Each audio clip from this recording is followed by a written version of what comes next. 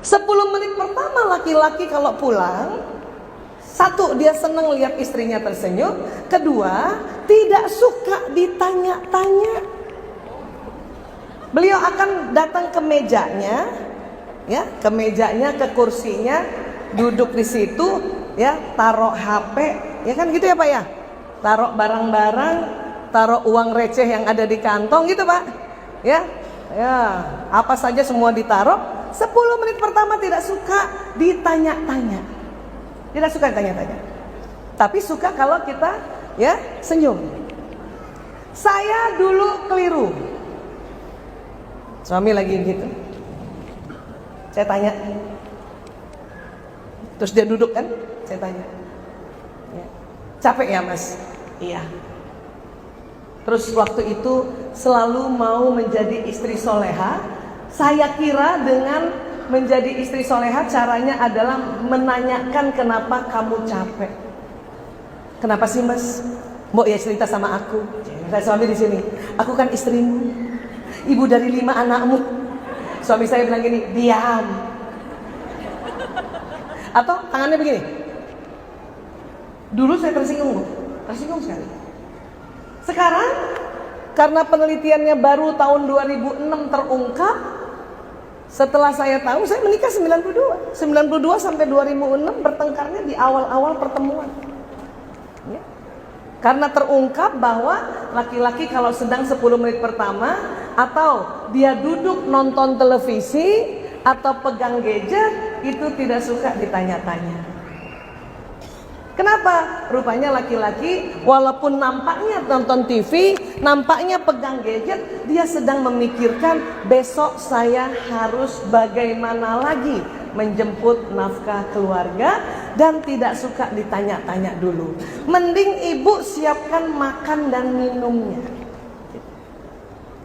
Sabar, nanti dia akan cerita. Kapan? Ada yang malamnya nanti cerita, ada yang baru besoknya, ada yang baru bulan depan Bu. Sabar aja Bu. Karena bapak-bapak laki-laki kalau cerita sama istrinya, dia mau dilihat sebagai seorang laki-laki yang ada masalahnya tapi bisa memecahkan masalahnya. Ingin dilihat sebagai seorang pahlawan. Jadi ibu sabar, gak usah tanya-tanya. Sudah ibu, ya, siapkan makan minum. Satu saat nanti dia cerita, ya. Nah sekarang, kalau laki-laki sedang diam seperti itu, tadi ya, rahasianya ternyata dia sedang memikirkan besok harus bagaimana, harus bikin apa, harus ngapain lagi dalam pekerjaan, ya. Maka perempuan lain, justru perempuan kalau baru tiba di rumah suka sekali ditanya untuk cerita, betul Bu? Maka buat bapak-bapak gantian nih Pak ya, saya bagi-bagi ya. Kalau gantian bapak lagi di rumah, atau ya ibu baru datang, atau gantian ibu di rumah, bapak baru datang. Setelah 10 menit tadi perlakuan istri sama suami sudah senyum, tidak mengganggu, tidak oyak-oyak nanya macam-macam, sudah kasih makan minum. Setelah itu Pak, rahasianya adalah tolong saja tanya sama istri, Umi, Bunda, sejak pagi sampai tadi ngapain aja? Gitu aja Pak. Biarkan istri bapak cerita kegiatan mereka dari subuh sampai sesaat sebelum ketemu bapak.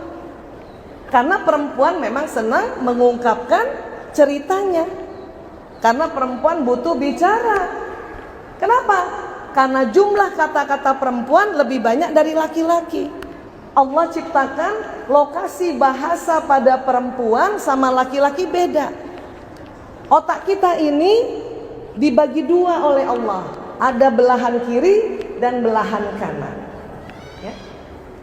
Untuk bicara pada laki-laki Allah simpan, ya, otak bicara itu hanya di kiri saja. Coba pegang otak kirinya Bapak Ibu coba. Nah, cuma di situ saja otak bicaranya laki-laki. Namun perempuan Allah berikan otak bicara kiri dan kanan. Jangan. Dua-duanya coba pegang, Bu. Banyak siapa, Bu? Banyak perempuan. Inilah yang mendasari perempuan senang bicara dan perempuan bisa bekerja sambil terus bicara. Karena otak bicaranya kiri dan dihitung-hitung jumlah bicaranya laki-laki seluruh dunia ya, Bu, bukan hanya suami ibu saja.